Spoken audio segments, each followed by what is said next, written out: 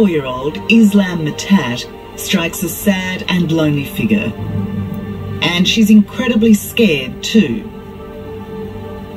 The feeling is that the war on ISIS has been won, that ISIS has been predominantly defeated. Yeah. Do you feel that? I don't think so. I don't think so it's over yet. Because now you feel scared everywhere. As an ISIS bride, Islam has been exposed to the worst brutality. From men as well as other women. Watch me, whatever I do, they're watching me. So I can't go out. From the extremism she had to be seen to support just to survive. And I was waiting any minute or any second I would die. To dodging bombs as the coalition tried to wipe out the terrorists of Raqqa. They smoke the bombs and there's no water. Through all this, Islam becomes a mother.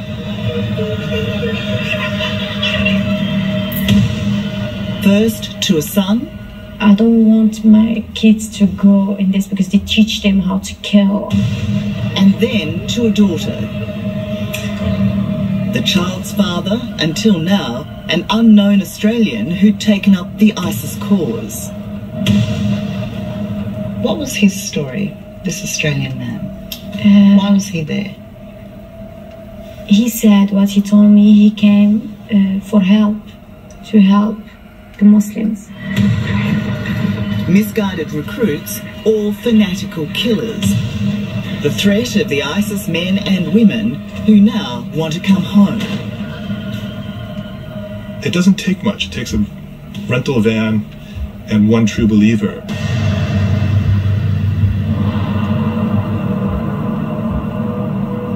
Yeah, this is my last day with ISIS. In the same night, I left ISIS. So you look at this photo and you can see my smile. You're happy.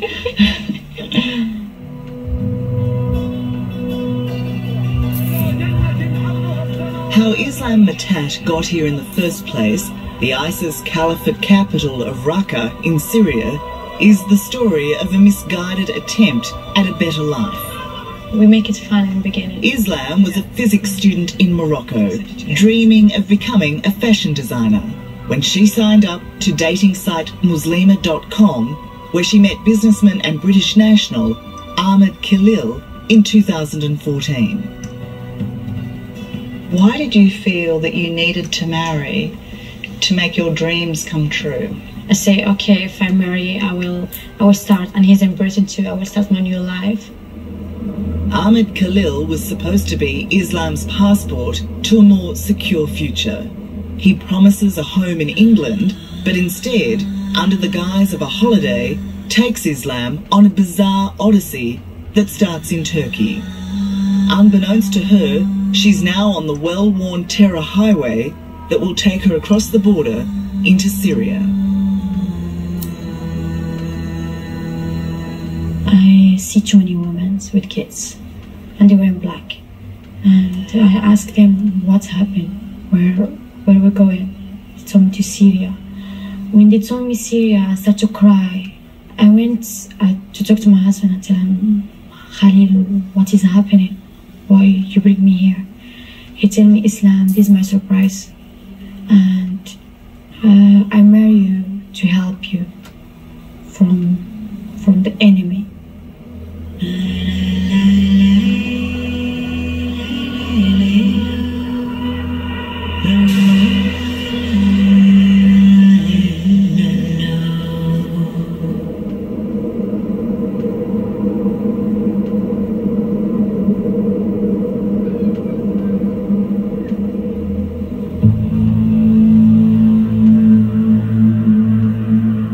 Back in Australia, a 21-year-old man from Sydney's west is planning his own secret pilgrimage. Did he strike you as somebody who was content, who was happy within himself, or was he searching for something? I'd say he seemed quite happy with himself. I mean, I never got a vibe that he was unhappy or displeased with anything.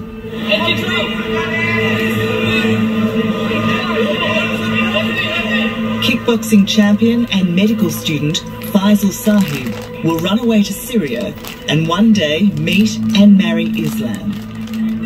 But unlike Islam, he makes the choice to join ISIS, a decision no one who knows the quiet Western Sydney University student can understand or believe. Certainly not his training partner and friend Adam. The fighting that was going on in Syria in the name of religion was particularly brutal. Yeah. It was not just about killing people, it was about torturing them. Yeah. Does the Faisal you know fit into that picture? Not at all. Not at all. I mean, he was quite gentle, kind-hearted. You know, besides, you know, training a martial art, you know, it was never anything aggressive or, you know, violent. So you would never have considered him an extremist? No, not at all.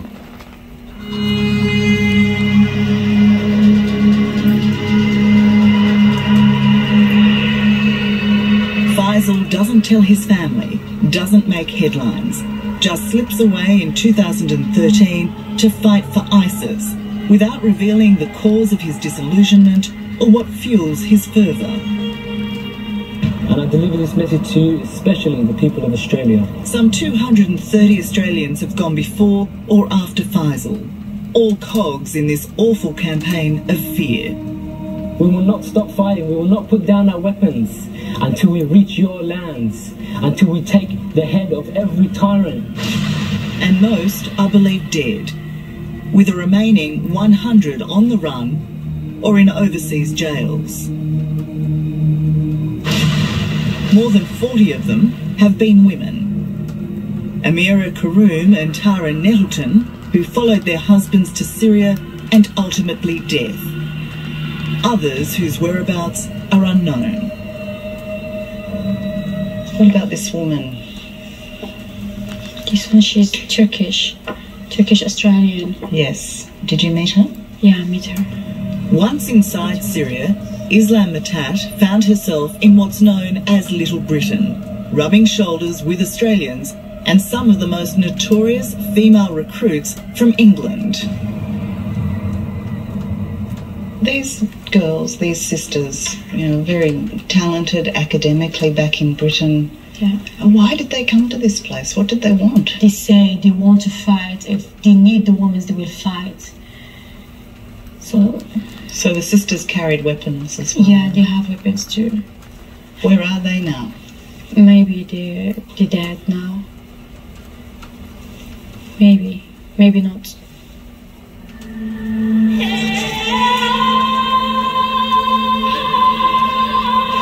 Within a month of being in the terror state, Islam learned she was pregnant. Within days of that news, her husband was killed in battle. Now she was well and truly on her own. And I was thinking, now I'm pregnant, and when I will bring my son to this world, it's so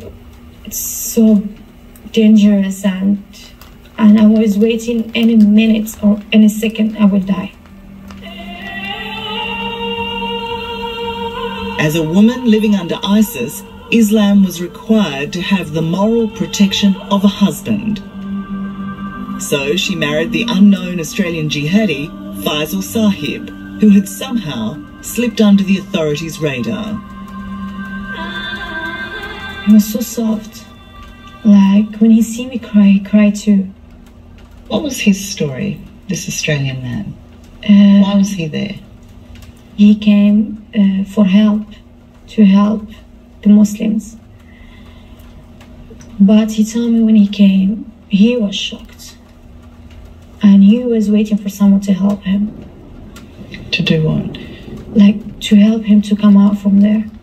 Because all what they told him, everything they told him, it was just lie. What did he tell you about his life in Australia? he told me it was lovely life and it was nice with his family. Did it make sense to you that this man that you felt so comfortable with could be a fighter, that he could come to Syria to fight? No, he was, when I married him, he was so different. And he wasn't fighting the time when I was with him. He helped me and he helped me with my kid.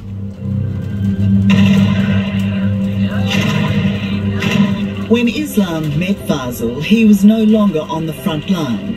He'd been so seriously injured in battle, he couldn't walk. Did he hate Westerners? Did he hate Australians? No. No, he never. Just he told me he missed his life. He's missing his life. What did he think of people who didn't believe in the caliphate? He didn't talk to me about this. He never talked to me about this. No. So I believe he's different. He's not like them.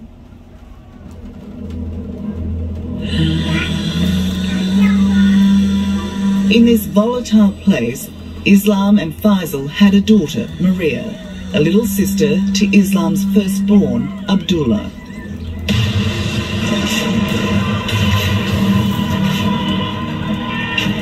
In Syria, what was your greatest fear? Did it come from the bombings, or was it the ISIS fighters and their wives? What made you scared most? I wasn't scared of the bombs. I wasn't scared of the planes. I was scared of the people around me. This make me so scared because I never see this in my life. I see like they cut the head or shooting and the most thing, I don't want my kids to go in this because they teach them how to kill. Coming up, Islam's Aussie jihadi pays the ultimate price. What happened to him?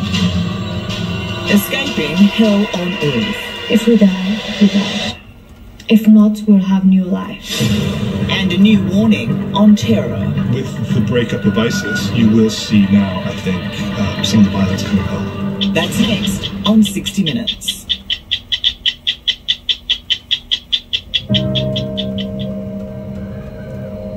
Yeah, this one is Abu Yusuf doctor. He was my kid's doctor. 24-year-old Islam Matad is remembering her time in Syria, a 3-year trip to hell where Australian doctor turned terrorist Tariq Kamla treated her children. It's a good system that they're running here. Everything lived up to my expectations completely. And where she met Faisal Sahir. It's Maria's dad. Maria's dad. Yeah. Your Australian husband. Yeah. Faisal ran away from Western Sydney to join ISIS in Syria, but didn't find what he was looking for. He missed his life. So I miss him boxing and he told me I wish I didn't come here. Having recovered from a severe war injury, Faisal returned to the front line early last year. But this time, there would be no coming home. Islam was told Faisal was killed in a coalition airstrike.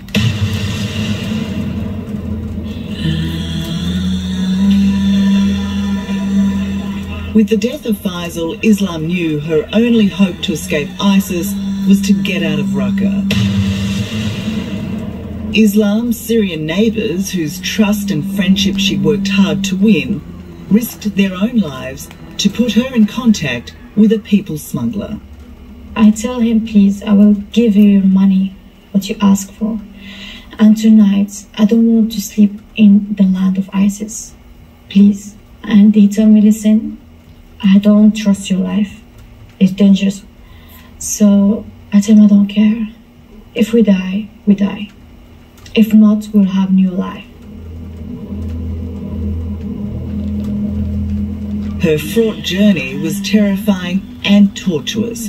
For 9 long hours, Islam carried her 2 children through the desert until they were stopped and surrounded by snipers.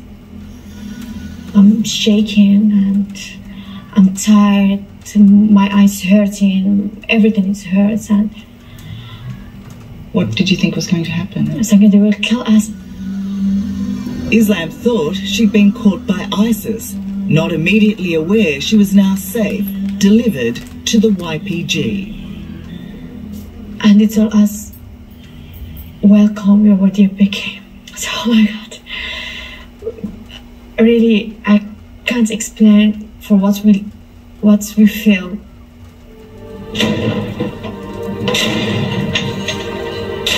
The YPG, the Kurdish fighters of Rojava, are friends of the West and fierce foes of ISIS. They gave Islam and her little family refuge for 4 months before helping her return to Morocco.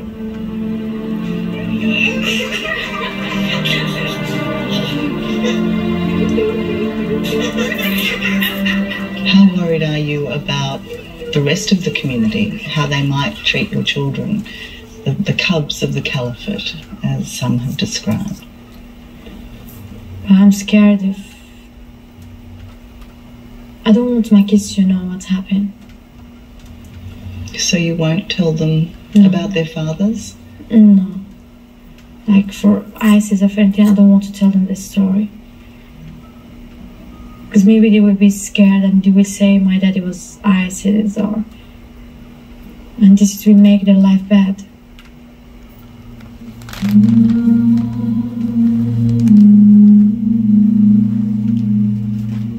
Islam's return to her homeland raises the predicament many countries now face. What to do with the women and children who, with the fall of ISIS, have been left behind? Those who were exposed to extreme violence and, in some cases, were the face of terrifying propaganda. Allah will have victory.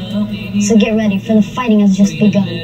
We think that the numbers of children involved, maybe of the order of 50, 70 of that order, and the number that might end up coming back to Australia, it will probably only be a couple of dozen.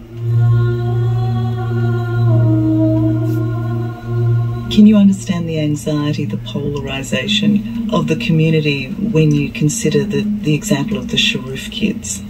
How easy or uneasy Australians might feel about having those children back in the country? Absolutely. I mean, that's completely understandable.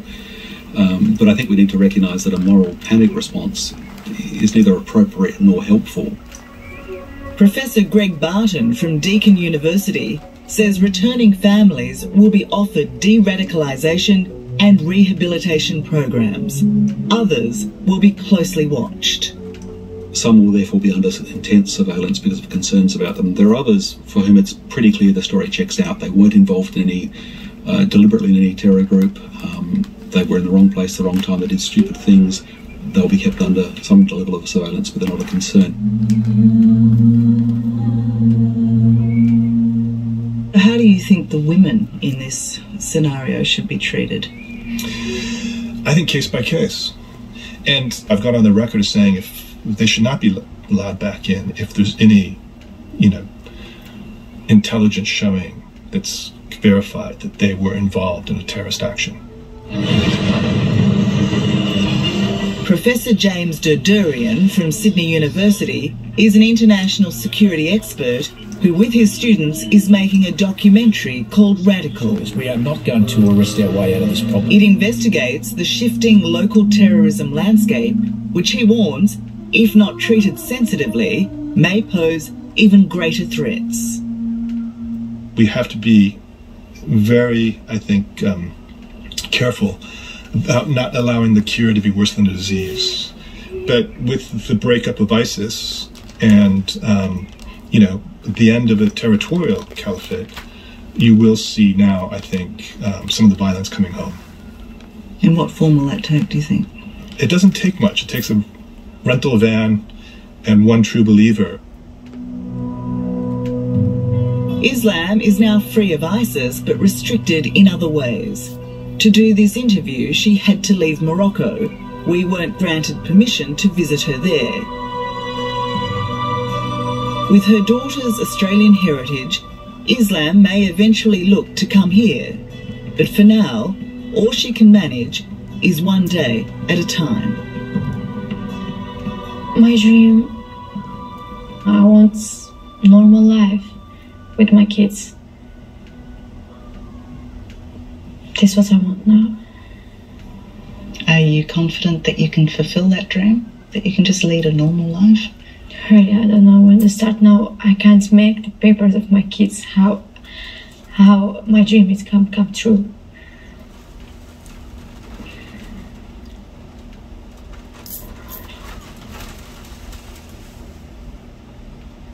You look very sad there. Does it feel that bleak still for you?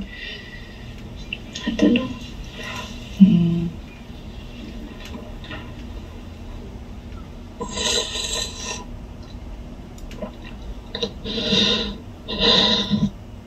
I just look at my kids, I feel so sorry for them.